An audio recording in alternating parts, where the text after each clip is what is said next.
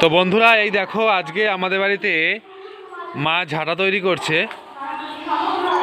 মা করছে একটা স্টাইলে, আমি করছি এই স্টাইলে। মা একটা স্টাইলে ঝাঁটা তৈরি করছে আর ভাই আর একটা স্টাইলে ঝাঁটা তৈরি করছে। তো কিভাবে ঝাঁটাটা তৈরি করছে তা তাদের মুখ দিয়েই শোনো। এই যে ভাইকে প্রথমে ধরি, ভাইকে জিজ্ঞাসা করি যে ও কীভাবে ঝাঁটা তৈরি করছে। ভাই বল কীভাবে ঝাঁটা তৈরি করছিস? কই দেখি দেখিয়ে দেয় একটু বন্ধুদের।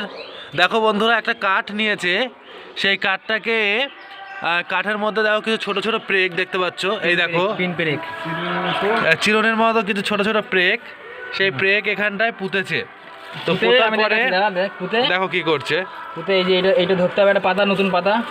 হ্যাঁ এই ধরে এরকম ধরে এই মেরে এই দিয়ে এই বাহ, আর ও করছে বসে বসে আকাশ করছে। আর এখানে টুম্পা দেখো, আমাদের বাড়িতে তোমরা তো সবাই চেনো টুম্পাকে। এই যে টুম্পা কি করছে দেখো, টুম্পা এখানে সবাই ঝাঁটা তৈরি করছে। আর টুম্পা যেটা তৈরি করছে সেটা কি তৈরি করছে সেটা কেউ বলতে পারবে না যদিও। এই যে টুম্পা কি বানাচ্ছে, টুম্পা কি বানাচ্ছ? এটা কি বানাচ্ছ টুম্পা? ত্রিশূল। হ্যাঁ পাখা। ও এই দারুণ শীতকালে এখন কি পাখা হচ্ছে ওটা? দারুণ কারিগর। তো যাই হোক বন্ধুরা এই দেখো এইবারে মার কাছে শুনে নেব যে ঝাড়াটা তৈরি হতে গেছে। এটা পিটাবো একটুখানি, পিটালে এটা ভেঙে যাবে।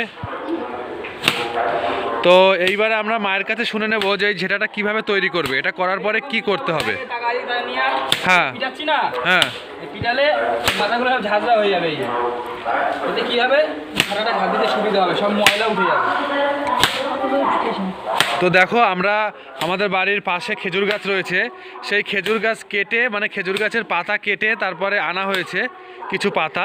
এই যে আমাদের এই রকম ঠিক ঝাড়াটা তৈরি হবে এই রকম। তো এখানটা খেজুর গাছের পাতা কিছু তৈরি মানে নিয়ে আসা হয়েছে। এবারে সেই যে পাতাগুলো, সেই পাতাগুলো থেকেই এখন ঝাড়া তৈরি করা হচ্ছে। তো বন্ধুরা এবারে মায়ের কাছে শুনে নাও যে এই ঝাড়া তৈরি করতে এবারে কি কি লাগবে আর কি কি করা হবে। ও মা বলো এবারে এই ঝাড়াটা কিভাবে তৈরি করবা?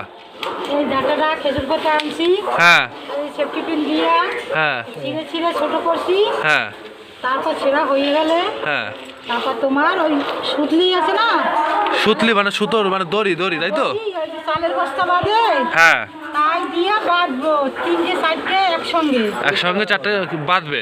বাঁধবো। বাঁধলে কি এই যে এরকম ঝাঁটা হবে এইরকম?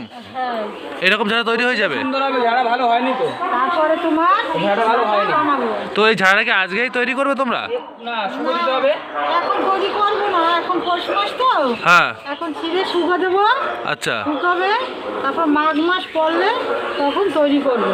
ও আচ্ছা বন্ধুরা, তো এখন পৌষ মাস, সেহেতু নিয়ম আছে, নিয়ম। আমাদের এই নিয়ম অনুযায়ী পৌষ মাসে ঝাঁটা তৈরি করে না। তো এখন এইরকম তোমার হচ্ছে এই বছরের যা ঝাঁটা লাগবে সেগুলো আমরা তৈরি করে নেব এবছর হচ্ছে মাঘ মাসে।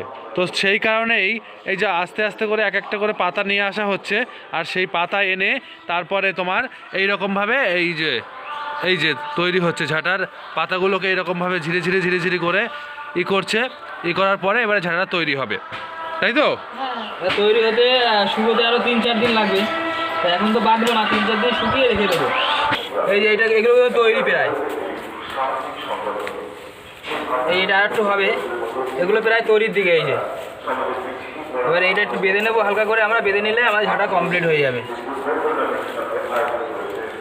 এইভাবে আমরা বেঁধে নেব। এই যে যখনই আমরা বেঁধে নেওয়ার পর আমাদের ঝাঁটা কমপ্লিট। না এখন তো ঝাঁটা বাঁধবে না, মা বললো মাঘ মাসে। ও মা আজকে পৌষ মাসের ক তারিখ মা? আজকের হলো তোমার 18। ও 18 তারিখ। তো পৌষ মাসের আজকে 18 তারিখ। তো আর কিছুদিন আছে, মানে আর কদিন আছে আর 12 দিন। 12 দিন আছে, 13 দিন। 13 দিন আছে। এগুলো করতে তো টাইম লাগবে। হ্যাঁ, এগুলো এরকম ঝিঝির করে কেটে তারপর রোদে যেহেতু ছাদে শুকাতে দিতে হবে, একদিনে তো শুকাবে না। না মা বললো মাঘ মাসেই ঝাঁটাগুলো সব তৈরি হবে। হ্যাঁ, এটা শুকাতে তো টাইম লাগবে। এখন শুকাতে কিন্তু পৌষ মাসে কেটে যাবে, মাঘ মাসে চলে আসবে, তখন কি মাটির ঝাঁটাটা বেঁধে ফেলতে পারবে। আর এখন ওর জন্য কেটে রোদে শুকাতে দেবে। আচ্ছা, তো বন্ধুরা আজকে এখানেই ভিডিওটি শেষ করছি। আর এখানটা এই দেখো বন্ধুরা, তোমাদের আরও দেখাই যে এই জায়গাটায় আমাদের একটা রান্নাঘর রয়েছে ওই সাইডে।